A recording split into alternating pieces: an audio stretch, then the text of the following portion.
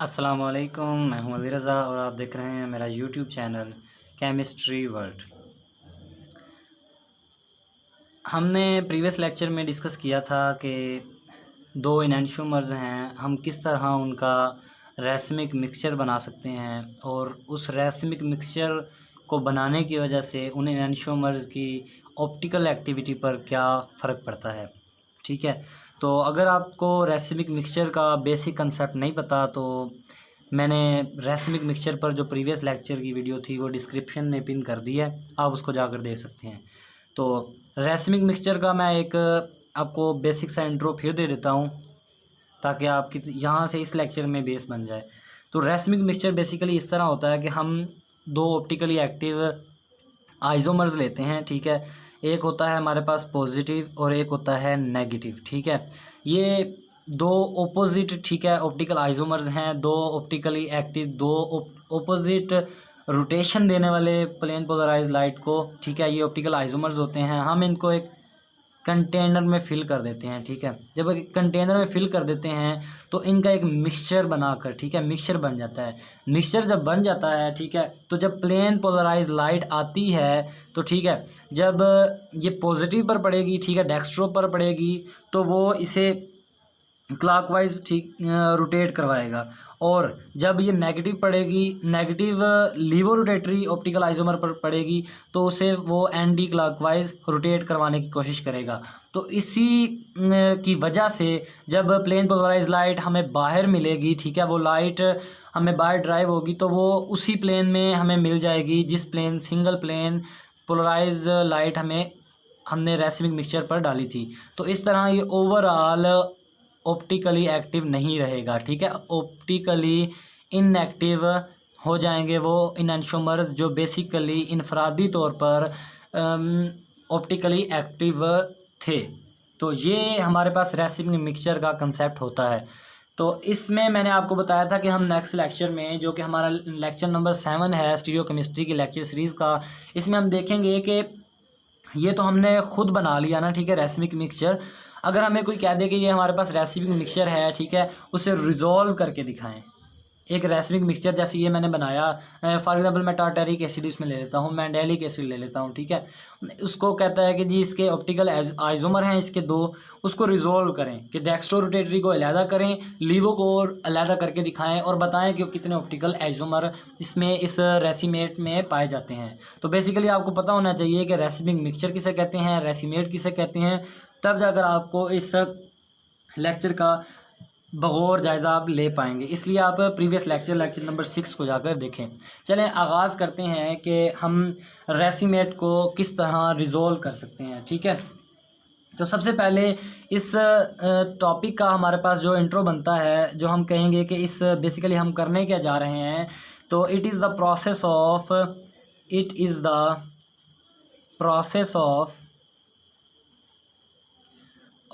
Separating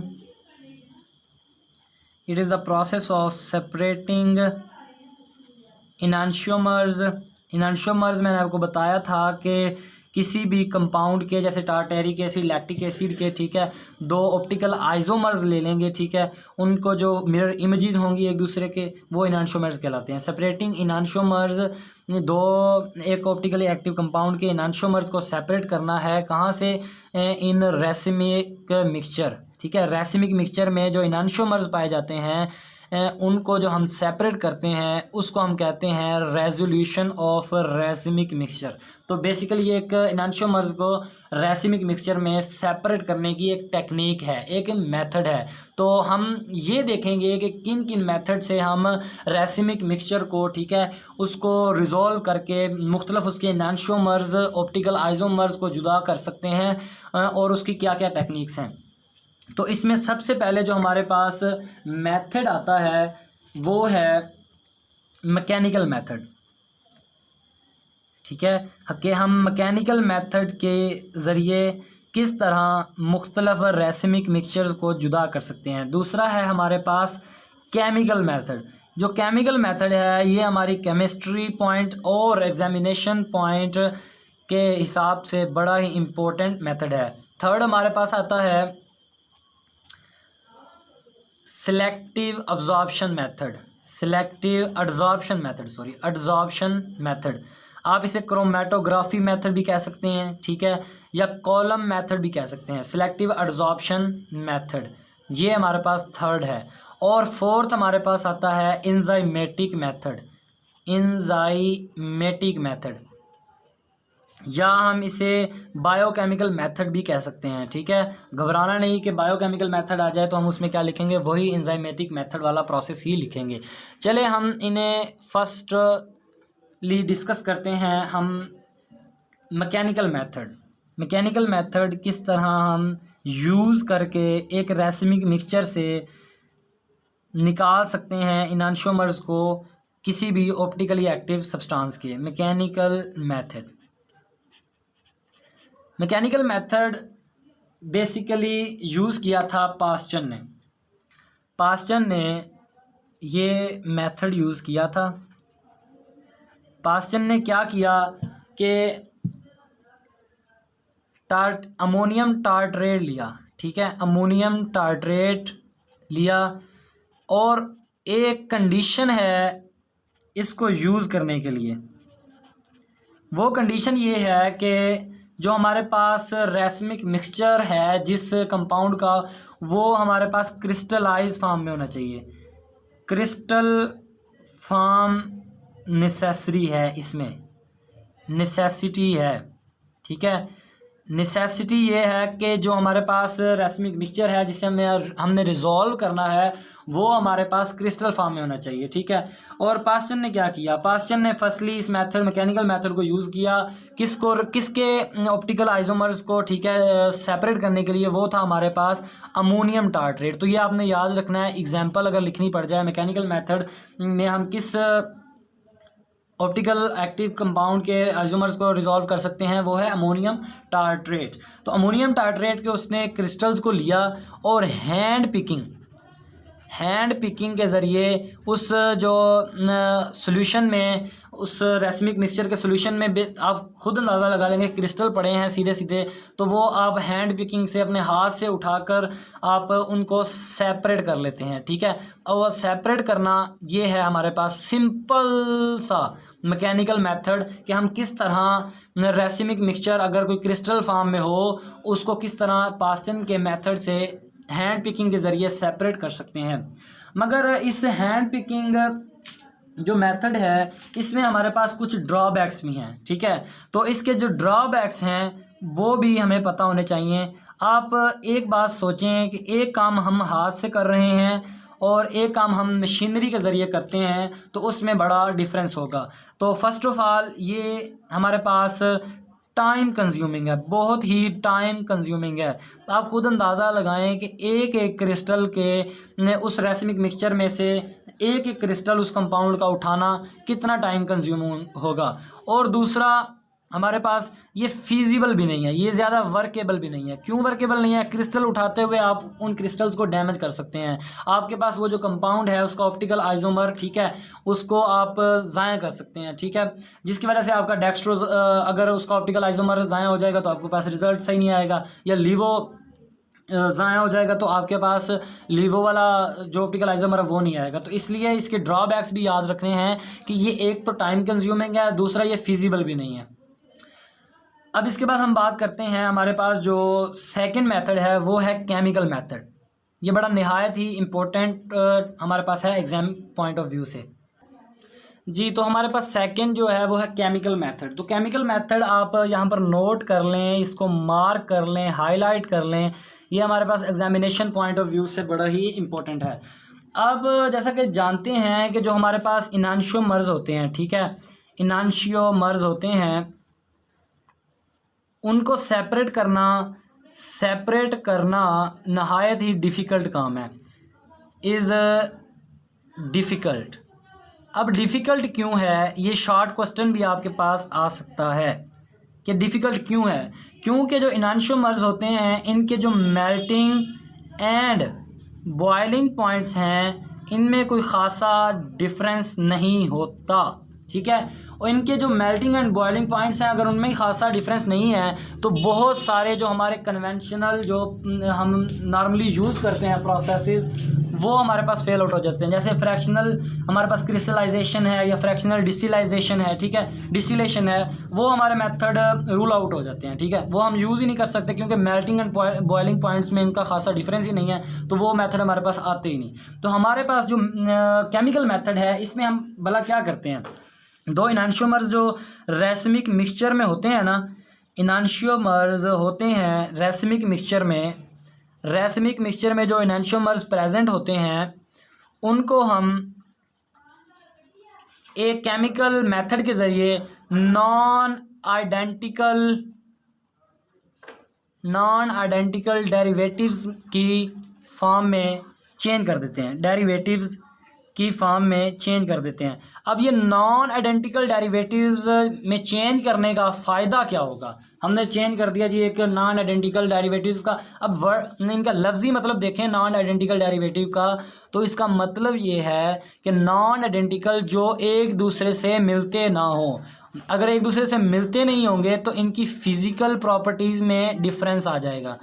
physical properties में जब difference आएगा तो हम इनको क्रिस्टलाइजेशन के ज़रिए ईज़िली सेपरेट आउट कर सकते हैं। क्रिस्टलाइजेशन के ज़रिए हम इसको सेपरेट कर लेंगे। आपको अब पता चल जाएगा अगर शॉर्ट क्वेश्चन आ जाए why we convert enantiomers in racemic mixture to non identical derivatives, तो इसमें अब आप लिख सकते हैं to convert non identical derivatives it is beneficiary because physical properties इनकी डिफरेंट हो जाएंगी और वो क्रिस्टलाइजेशन के ज़रिए हमारे पास सेपरेट आउट हो जाएंगे। डेक्स्ट्रो और लीवो रोटेटरी अलग-अलग हमारे पास सेपरेट आउट हो जाएंगे। तो इसमें हम एक एग्जांपल लेते हैं और बेसिकली हम जो इनमें इनको किनके हम रेसमिक मिक्सचर को रिजॉल्व कर लेते हैं वो है हमारे पास कार्बोक्सिलिक एसिड और दूसरा है हमारे पास I think amines. Carboxylic acid और अमाइंस के जो रेसमेट्स हैं उनको हम रिजॉल्व कर सकते हैं। फॉर एग्ज़ाम्पल मैं आपको छोटी सी एग्जांपल देता हूँ जिसमें हम सिर्फ एक एसिड को बेसिकली रिजॉल्व करेंगे, वो होगा हमारे पास टार्टारिक एसिड, ठीक है। टार्टारिक एसिड के हम इनांशियोमर्स जो कि हमने मिलाकर एक रेसमिक मिक्सचर बनाया है, ठीक है, उसके डेक्स्ट्रो रोटेटरी और लीवो रोटेटरी को हम सेपरेट आउट करेंगे। तो हम इसके साथ लिख लेते हैं कि हमारे पास ये पॉजिटिव भी है, ठीक है, यानी कि डेक्स्ट्रो रोटेटरी भी है और नेगेटिव, ठीक है, ये एक हमारे पास रेसमिक मिक्सचर बन गया, ठीक है। ये रेसमिक मिक्सचर को सिंबलाइज करने के लिए आप लिख सकते हैं, ठीक है, या फिर आप यहाँ पर ये भी लिख सकते हैं कि डी और एल टार्टेरिक एसिड। तो इसका भी मतलब यही है कि हमारे पास एक रेसिमेट है टार्टेरिक एसिड का, ठीक है। अब देखें कि टार्टेरिक एसिड है, अगर हम इसमें एक बेस डाल दें, सोचने वाली बात है, अगर हम इसमें एक ऐड कर दें बेस, अगर हम इसमें एक बेस की नेगेटिव साइन हम यूज़ करें और हम इसमें एक बेस डाल दें, वो बेसिकली हो सिनकोनिडीन। ये आपको बेस का नाम याद करना पड़ेगा, सिनकोनिडीन, यानी कि एज अ बेस हम यूज़ कर सकते हैं किसको रिजॉल्व करने के लिए, टार्टेरिक एसिड को रिजॉल्व करने के लिए। अब टार्टेरिक एसिड को रिजॉल्व किस तरह करेंगे, अब आप जानते हैं कि एक एसिड में जब हम डालते हैं बेस, आपको याद होगा, तो ये हमारे पास न्यूट्रलाइजेशन प्रोसेस है, न्यूट्रलाइजेशन प्रोसेस। जब ये न्यूट्रलाइज होते हैं तो आपको पता है एक तो वाटर हमारे पास बनता है, ठीक है, बाई प्रोडक्ट, और मेन प्रोडक्ट जो हमारे पास होता है वो साल्ट्स बनते हैं, ठीक है। ये न्यूट्रलाइजेशन प्रोसेस तो आपको पता होगा। अब इसका फ़ायदा क्या होगा कि जब हमारे पास साल्ट्स बनेंगे तो हम उनको क्रिस्टलाइज करेंगे, ठीक है, क्योंकि साल्ट्स की हमारे पास डेंसिटीज अलग-अलग होंगी। अब देखें मैं किस तरह इसको रिजॉल्व करता हूँ। अब रिजॉल्व कुछ इस तरह करेंगे कि एक तो है हमारे पास डेक्स्ट्रो और एक है लीवो। अब डेक्स्ट्रो पहले इसके साथ मिलेगा और एक लीवो इसके साथ मिलेगा, तो हमारे पास बेसिकली दो टाइप्स के साल्ट बनेंगे। एक हमारे पास जो साल्ट बनेगा वो होगा बेसिकली हमारे पास वो होगा, एक हो गया हमारे पास प्लस टार्ट्रेट, ठीक है, और एक हमारे पास होगा सिनकोनाडाइन, ठीक है, और दूसरा जो हमारे पास होगा वो होगा नेगेटिव, ये था डेक्स्ट्रो वाला, और एक हो जाएगा हमारे पास नेगेटिव टार्ट्रेट, यानी कि एक हमारे पास दोनों थे ना, डेक्स्ट्रो और लीवो, एक डेक्स्ट्रो के साथ इसने बना लिया, अब लीवो के साथ बना रहा है टार्ट्रेट, ठीक है, नेगेटिव सिनकोनाडाइन। तो ये हमारे पास बेसिकली बन क्या गया है, ये हमारे पास बन गया है मिक्सचर ऑफ साल्ट्स।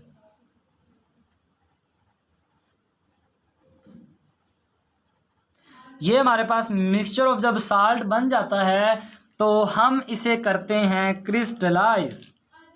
काम बहुत सिंपल हो जाता है। जब साल्ट्स बन जाते हैं तो आपको पता है साल्ट्स को हम फ्रैक्शनल क्रिस्टलाइजेशन करते हैं, फ्रैक्शनल क्रिस्टलाइजेशन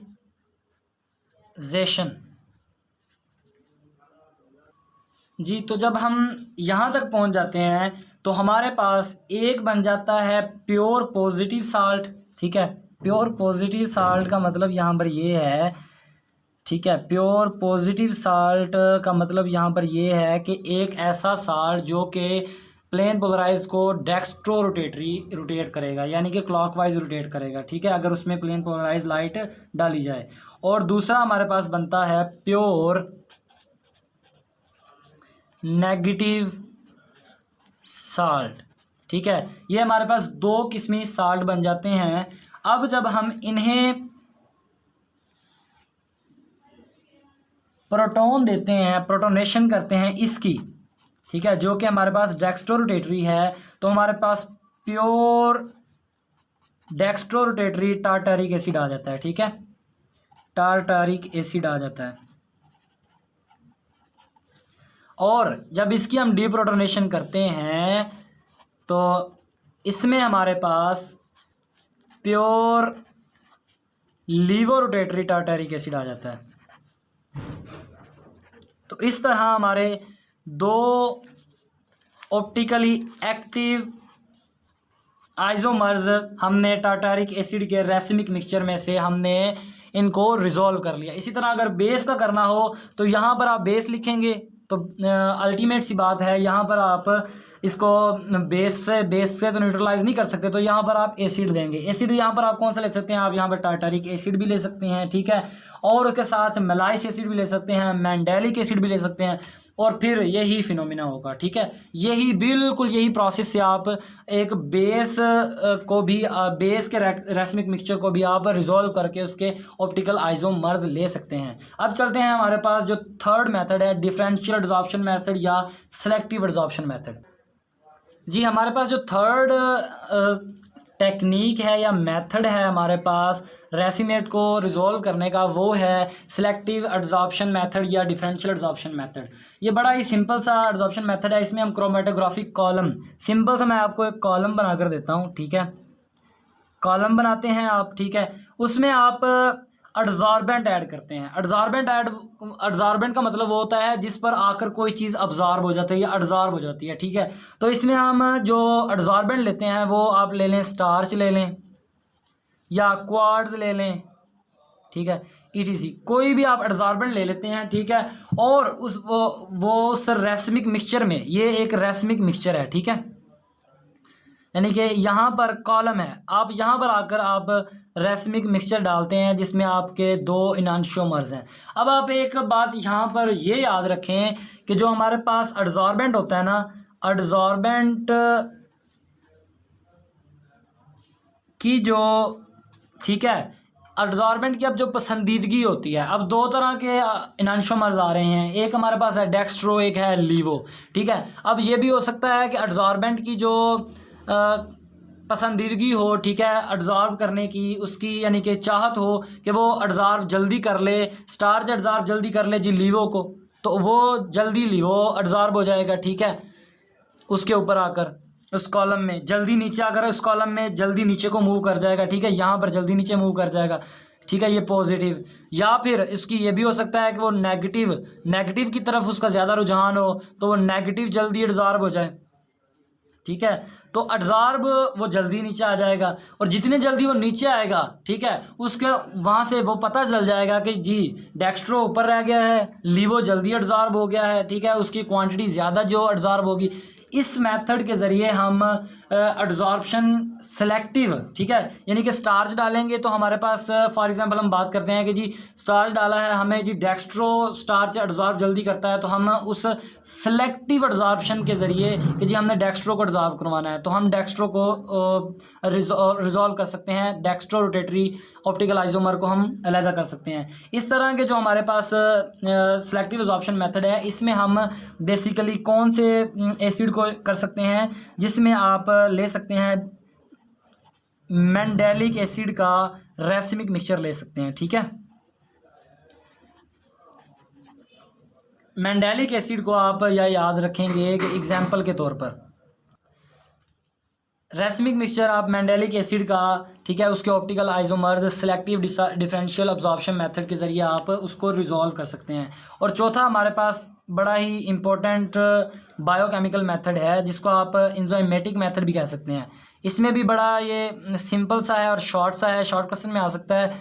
ठीक है, इसमें आप करते क्या है कि एक जिसमें आप जिस कंटेनर में आपने लिया है रेसिमिक मिक्सचर, ठीक है, रेसिमिक मिक्सचर लिया है, जिस कंटेनर में आपने रेसिमिक मिक्सचर लिया है ना, ठीक है, यानी कि डाइल्यूट रेसिमिक मिक्सचर का सॉल्यूशन लिया है, उसमें आप अपनी मर्ज़ी का एक एंजाइम छोड़ देते हैं। ठीक है, एंजाइम आपने छोड़ दिया, वो एंजाइम अब क्या करेगा, वो एंजाइम इस सॉल्यूशन में ग्रो करना शुरू कर देगा। ग्रो जब करेगा तो होगा क्या, अब रेसिमिक मिक्सचर में होता क्या है कि आपके पास एक उसका डेक्स्ट्रो होता है, एक ऑप्टिकल लीवो होता है। अब एंजाइम क्या करेगा कि एक के साथ दोस्ती कर लेगा, या डेक्स्ट्रो के साथ कर लेगा, या लीवो के साथ कर लेगा, और एक को खा जाएगा। ठीक है, यानी कि एक अनटच्ड रहेगा, मतलब एक, ठीक है, ऑप्टिकल आइसोमर अनटच्ड, यानी कि मैं समझता हूँ आप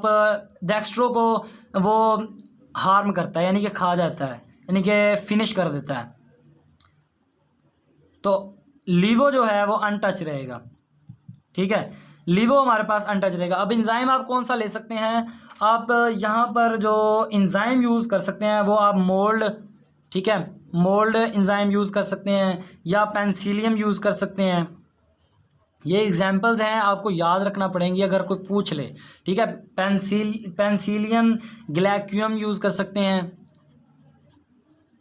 ठीक है, ये आप दो एंजाइम्स आप यहाँ पर यूज़ कर सकते हैं डाइल्यूट सॉल्यूशन रेसिमिक मिक्सचर में ग्रो करवाकर, या उसकी डेक्स्ट्रो को ख़त्म कर सकता है, या लीवो को ख़त्म कर सकता है। तो आप अगर यहाँ पर पेंसिलियम ग्लैक्यूम को डालेंगे तो ये बेसिकली इसकी दुश्मनी होती है डेक्स्ट्रो फार्म से। ठीक है, डेक्स्ट्रो को ये खा जाएगा और लीवो को ये ज़िंदा रखेगा, यानी कि जो डेक्स्ट्रो है इसका, ये उसको फिनिश कर देगा, और आपके पास लीवो रोटेटरी जो होगा वो बच जाएगा। तो आपको यहाँ पर सीधा सीधा एक जो इसका नुकसान नज़र आ रहा है, ठीक है, ड्रॉबैक नज़र आएगा, वो ये है कि आपके पास एक जो ऑप्टिकल आइसोमर है वो ज़ाया हो जाएगा। ठीक है, आप उससे हाथ धो बैठेंगे। तो एंजाइमेटिक मेथड या बायोकेमिकल मेथड में आपका ये ड्रॉबैक इसमें नज़र आता है। तो इसमें जो सिलेक्टिव डिफरेंशियल एब्जॉर्प्शन मेथड है, सिलेक्टिव एब्जॉर्प्शन मेथड का बेनिफिट यहाँ पर अगर मैं आपको बताता जाऊँ तो उसमें हमने जो केमिकल मेथड था ना, उसमें हमने नॉन आइडेंटिकल डेरिवेटिव्स में कन्वर्ट करना पड़ता था, मगर यहाँ पर आपको नॉन आइडेंटिकल डेरिवेटिव्स में कन्वर्ट नहीं करना पड़ेगा। सिलेक्टिव डिफरेंशियल एब्जॉर्प्शन मेथड में आप डायरेक्टली एब्जॉर्प्शन सेलेक्टिविटी की वजह से आप उनको अलहदा कर सकते हैं। तो ये था आज का हमारा टॉपिक, जिसमें हमने देखा कि रेसिमिक मिक्सचर के डिफरेंट मेथड्स क्या हैं, मैकेनिकल मेथड अमोनियम टार्ट्रेट को किस तरह रिजॉल्व किया, फिर हम मुख्तलिफ मेथड से, केमिकल मेथड से, डिफरेंशियल एब्जॉर्प्शन मेथड से, एंजाइमेटिक मेथड से किस तरह आप किसी भी गिवन कंपाउंड के रेसिमिक मिक्सचर को, उस रेसिमिक मिक्सचर में से ऑप्टिकल आइसोमर जो हैं उसके डेक्स्ट्रो और लीवो रोटेटरी को किस तरह आप सेपरेट आउट कर सकते हैं। ये था आपका आज का हमारा लेक्चर, जिसमें हमने एक और टॉपिक को क्लियर किया। अब नेक्स्ट लेक्चर में हम स्टीरियोकेमिस्ट्री के एक और अहम टॉपिक को क्लियर करेंगे। उम्मीद करता हूँ आपको आज की वीडियो पसंद आई होगी। अगर वीडियो हेल्पफुल रहे तो अप्रिशिएट करते हुए जाइएगा। वीडियो को लाइक और शेयर करना मत भूलिएगा। अल्लाह हाफिज़, अल्लाह निगहबान। Thanks for watching.